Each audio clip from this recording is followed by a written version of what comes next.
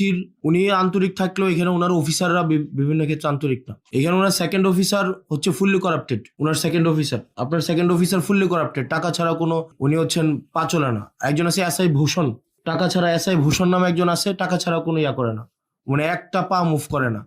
এখন ধরেন আপনি হচ্ছেন ধরতে যাবেন, ধরতে যাওয়ার আগে থানা থেকে ফোন দিয়ে দিল যে আমরা আসতেছি, তাইলে তো এখানে একটা পিলো পাসিং এবং চোর পুলিশ খেলা হয়।